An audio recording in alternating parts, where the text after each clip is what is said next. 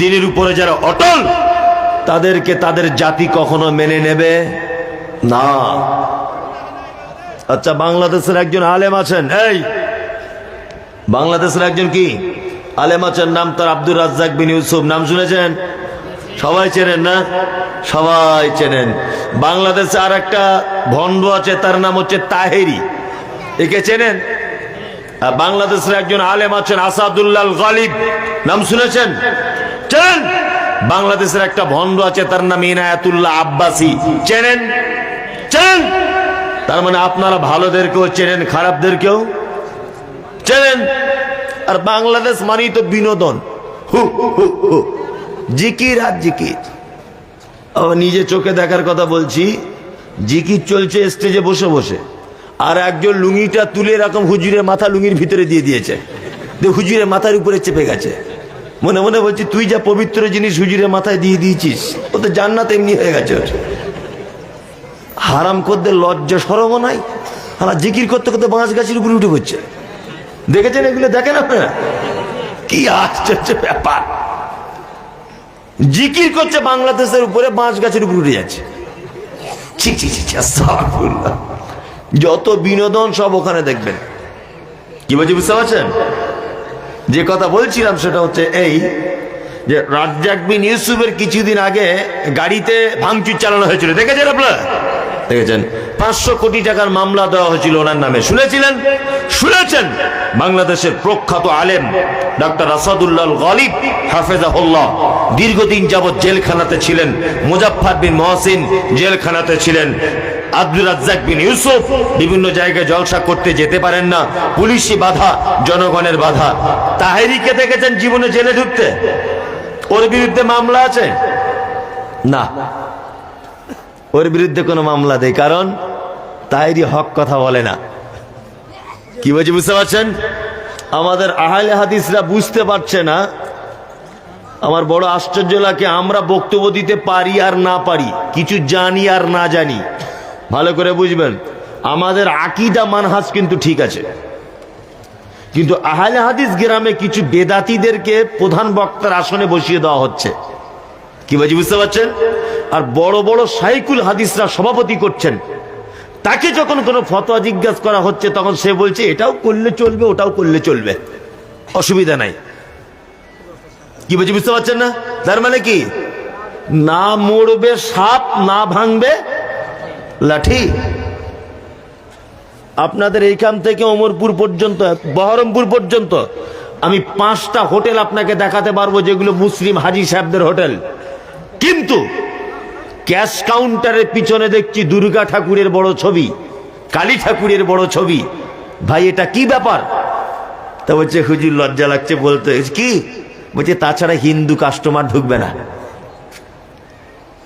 মুর্শিদাবাদের মাটিতে 70-75% মুসলিমদের বসবাস, 75% মুসলিমদের বসবাস। একটা বহরমপুর ওমরপুরের ডাক বাংলার মোড়ে একটা হিন্দু হোটেল আপনি দেখাতে পারবেন যে হোটেলে মক্কা মদিনার ছবি দিয়ে রেখেছে কাস্টমার ধরার জন্য? দেখতে পান? এই যে আল্লাহ তাআলা এই প্রসঙ্গে বলেছেন আব্দুল্লাহ তুদহিনু ফায়ুদহিনুন, তারা চায় আপনি একটু নরম হন। তার মানে আল্লাহ নবী কথা বলবে, আবু জেহেল তুমি 360টা দেবদেবীর পূজা করছো, তুমি করো, আমি আমার আল্লাহকে নিয়ে থাকি। তাহলে আর কোনো নবীর সমস্যা হতো না? হতো না? যখনই তিনি বললেন তোমরা দেবদেবীর পূজা করছো, এগুলো সব মিথ্যা, এগুলো সব ভণ্ডামি, তখনই মক্কা ছাড়তে বাধ্য করা হয়েছে। আল্লাহ সুবহানাহু ওয়া তাআলা আদেশ করলেন আবু বকরকে নিয়ে চলে যাও মদিনাতে। তার মানে বোঝা যাচ্ছে নরম সুরে গা ভাসিয়ে কথা বললে আল্লাহ নবীকে মক্কা ত্যাগ করতে হতো না, কিন্তু হকের উপরে তিনি ছিলেন, এই জন্য ত্যাগ করতে হয়েছে। আমাদের অনেক লোক রয়েছে, আপনি জিজ্ঞাসা করবেন একটা জিনিস, ও কি বলবে? একটাই ওর উত্তর, এটা করলেও ভালো, না করলেও ভালো, মানে পাক্কা চিটার। করলেও ভালো, না বললেও ভালো, কি বলে এটা চলবে না, হলে চলবে না। আলেমদের ভিতরে এগুলো রয়েছে, রয়েছে না? রয়েছে। আল্লাহ সুবহানাহু ওয়া তাআলা বলছেন আব্দুল্লাহ তুতিকনু ফায়ুদহিনুন ওয়ালা তুতি কুল্লা হাল্লাফিন মাহিন। আল্লাহ বলছেন যারা কথায় কথায় কসম করে, কথায় কথায় কি করে? কসম করে। কিছু মিথ্যুক আছে না? হ্যাঁ, মিথ্যুক আছে না? নেই? আচ্ছা, আল্লাহর কসমটা বিশ্বাসযোগ্যতা বা বিশ্বাসের নির্ভরতা বাড়ানোর জন্য অনেক মানুষ ব্যবহার করে কি করে না? বাজারে মাল বিক্রি করছে আল্লাহর কসম বলে, অথচ ডুপ্লিকেট মাল।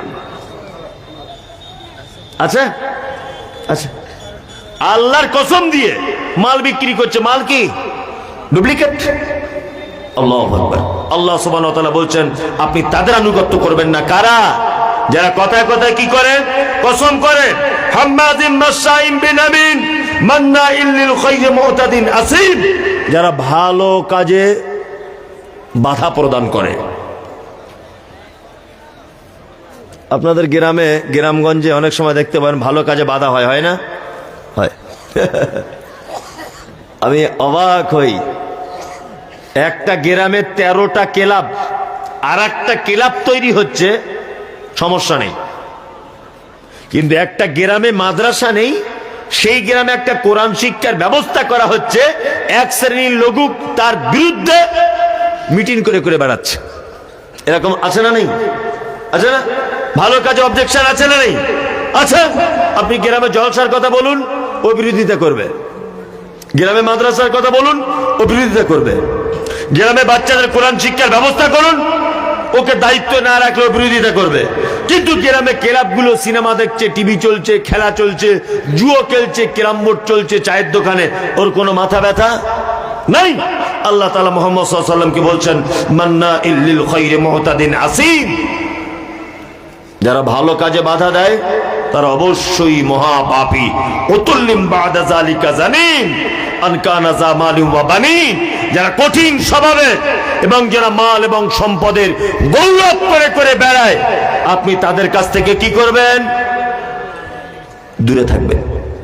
সম্পদের গৌরব করেন? সম্পদের গৌরব হয়? অনেক টাকা হয়েছে না? অনেক না? অনেক টাকা।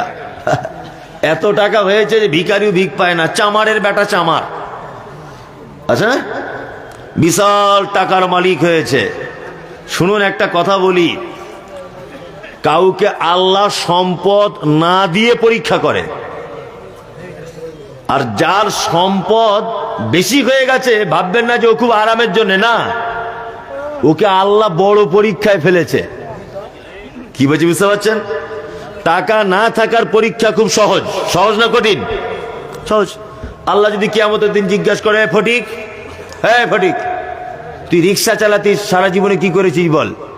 ও বলবে আল্লাহ সারাদিন রিক্সা চালিয়ে 150 টাকা হয়েছিল, দেওতলা মাদ্রাসায় কালেকশন হচ্ছিল, জলসার 50 টাকা দিয়েছি, 50 টাকা জিলেপি কিনেছি, আর 50 টাকা আমার বউকে দিয়ে দিয়েছি সংসার খরচা, তো হিসেব শেষ। যা যা, তুই ডান দিকে দাঁড়া, ডান দিকে দাঁড়া। হ্যাঁ শফিকুল, তুই এখানে কিয়ামতের মাঠে তোকে যে কোটি কোটি টাকা দিয়েছিলাম, কি ব্যাপার, হিসাব বার কর।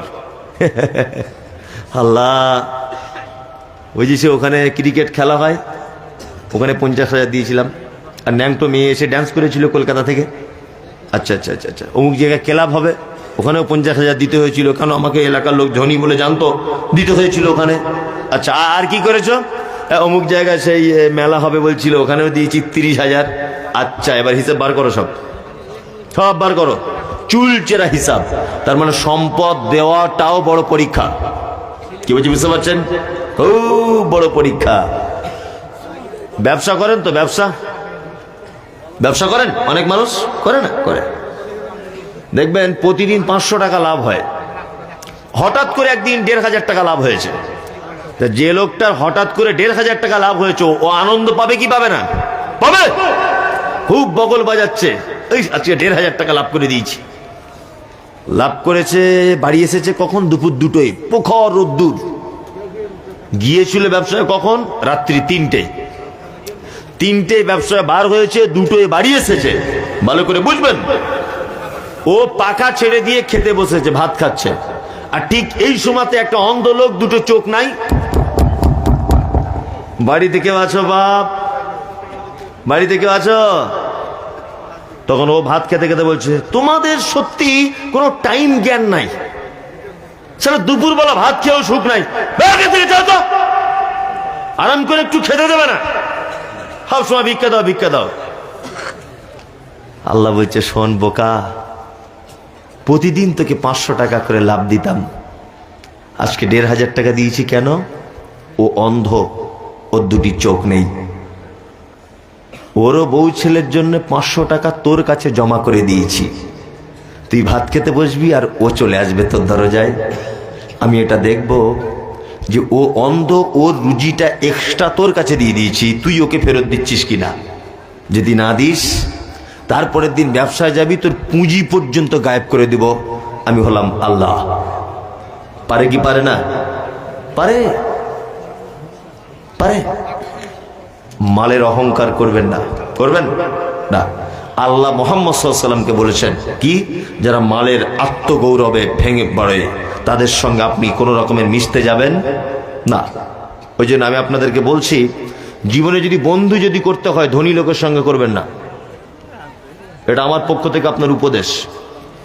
জীবনে কোনোদিন ধনী লোকের সঙ্গে বন্ধুত্ব করবেন না। ধনী লোকের সঙ্গে বন্ধুত্ব করলে দুনিয়াতেও হারাবেন, আখেরাতেও হারাবেন। যদি বলছেন কেন, দুটো দিক বলি। ধনী লোকের সঙ্গে বন্ধুত্ব করলে আপনার চোখের নজরটা কম দামি জিনিসের দিকে আর যাবে না। কি বলছি বুঝতে পারছেন? আর যখনই আপনার চোখটা উঁচু দিকে চলবে, তখনই আপনাকে হারাম ইনকাম করতে আপনার মন বাধ্য করবে।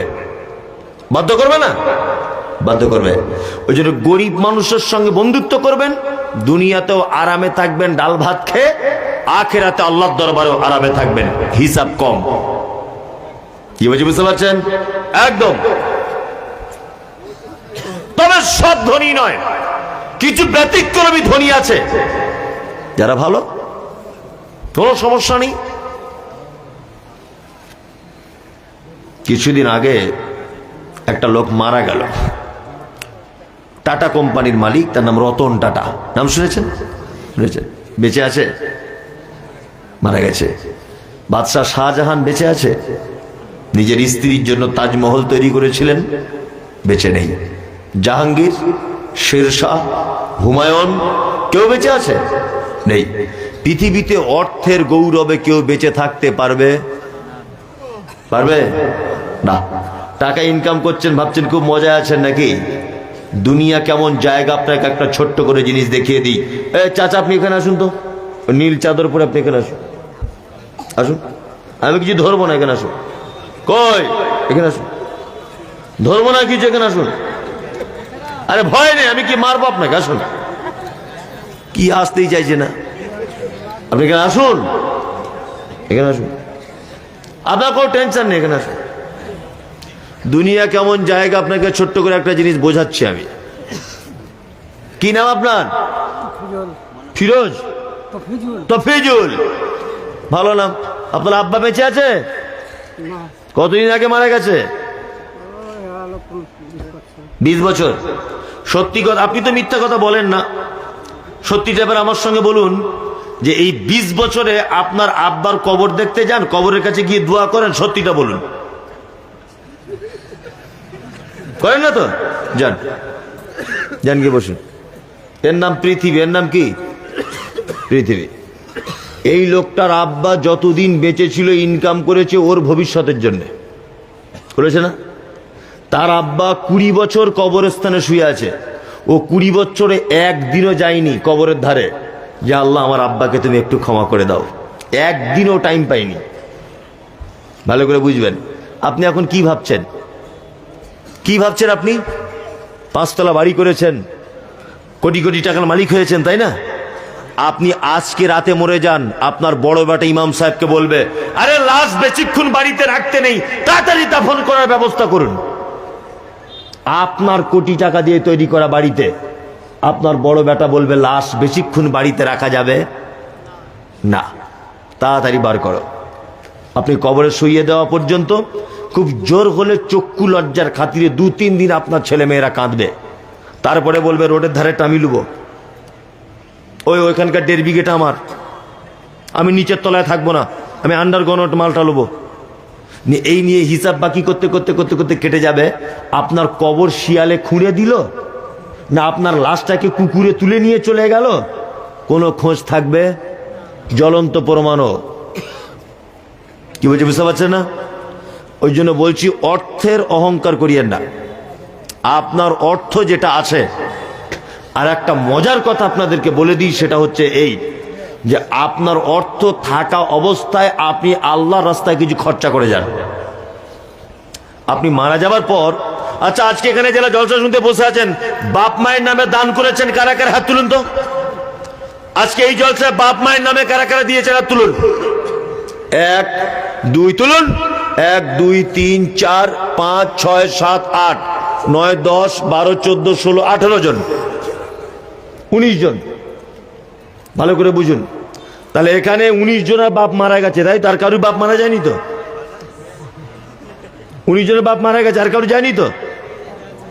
গেছে গেছে।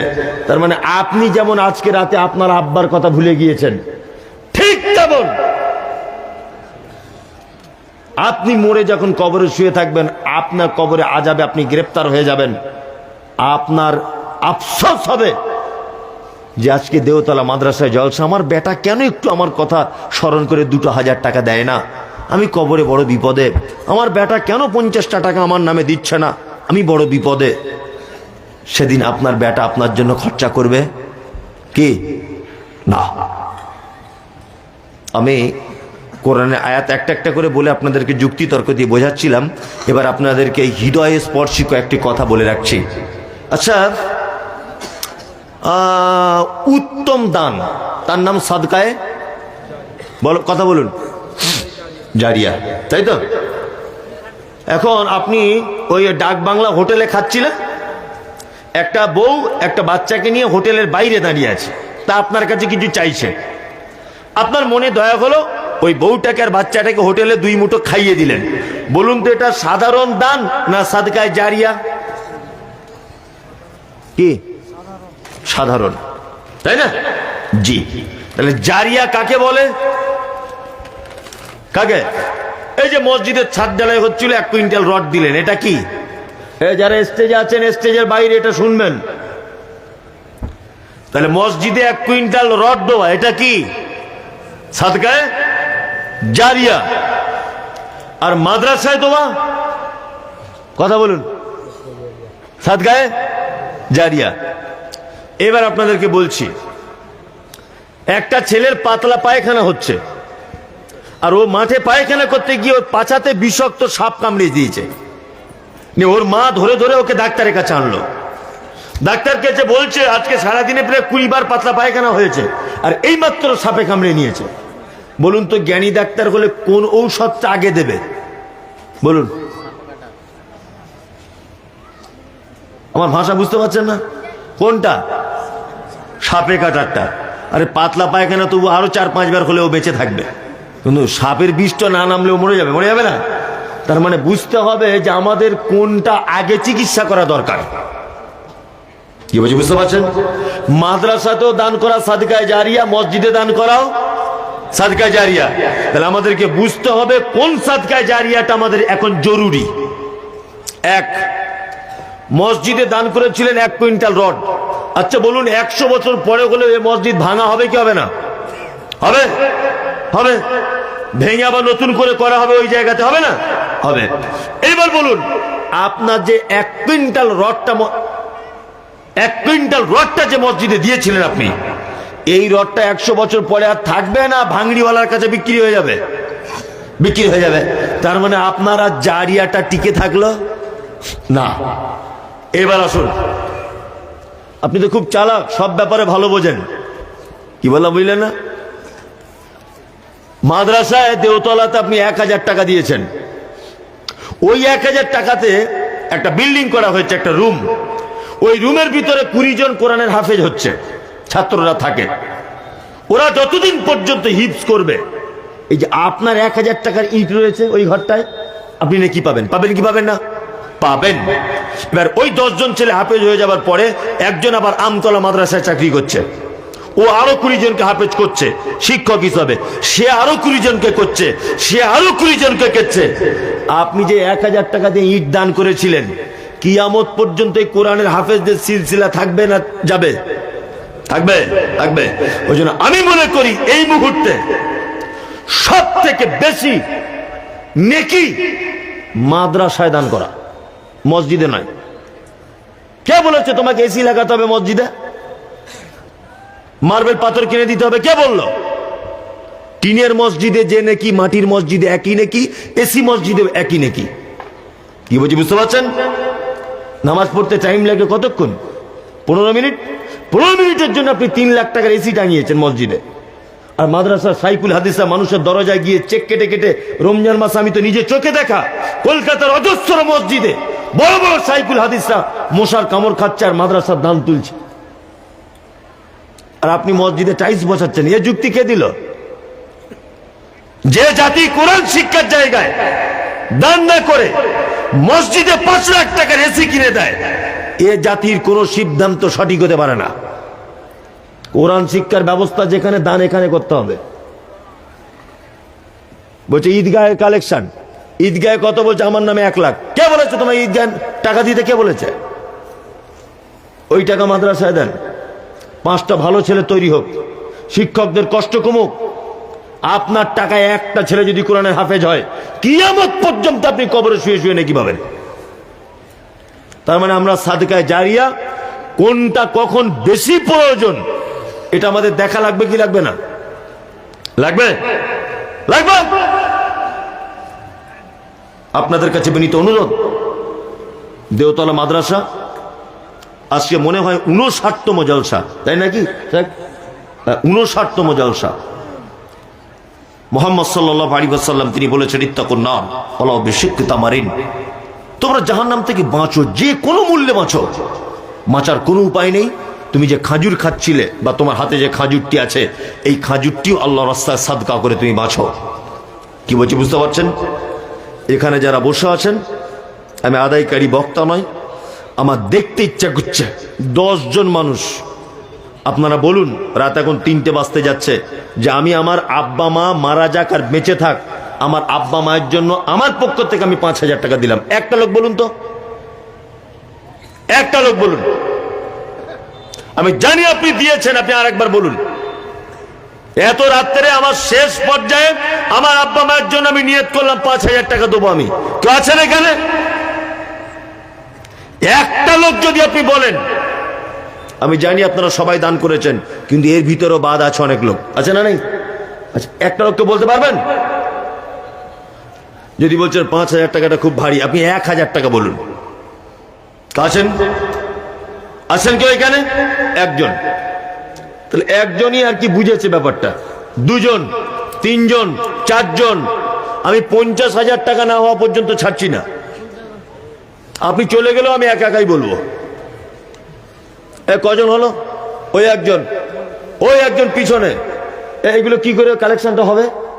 নাম লিখতে হবে তো। ওরা 1,000 টাকা করে দেবে বলছো তো। এই যারা আপনারা বলেছেন এখানে লিখিয়ে যাবেন, মাদ্রাসায় দেবেন। এই তো বাঁ হাত দিয়ে নিচ্ছি, কিছু মনে করবেন না। এই তো একজন 2,000 আর 2,000 টাকা। শুনুন, কেউ ওঠা বসা করবেন না। 1,000 করে দেন, যাদের কাছে আছে দেন। আব্বা মায়ের জন্য দেন, গভীর কবরে তারা শুয়ে আছে, তাদের কথা মনে করে আপনি তার যোগ্য ছেলে, মায়ের কত দুধ পান করেছেন আপনি। আসুন, আব্বা মায়ের জন্য। এই দেখুন, আব্বা মায়ের জন্য দেন সকলেই। এই 1,000, 1,000, 500 এই দেন, কেউ উঠে যাবেন না। একজন 1,000, আর কে? একজন 1,000, 500। কি হলো?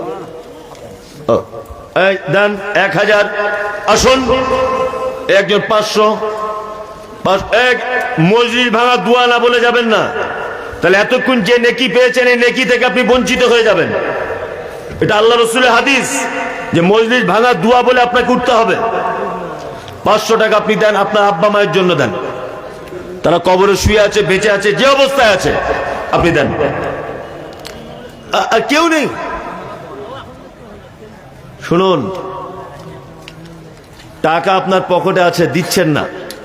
কিয়ামতের দিনে যদি আল্লাহ শুধু এইটা জিজ্ঞেস করে যে তোর পকেটে পয়সা ছিল, দেওতলা মাদ্রাসায় বিল্ডিং এর প্রয়োজন ছিল, ছাত্রদের প্রয়োজন ছিল, দিসনি কেন? এই উত্তর দিয়ে যদি আপনি আল্লাহর দরবারে পার হতে পারেন, তাহলে আপনার জান্নাত হয়ে যাবে, আর কিছু লাগবে না।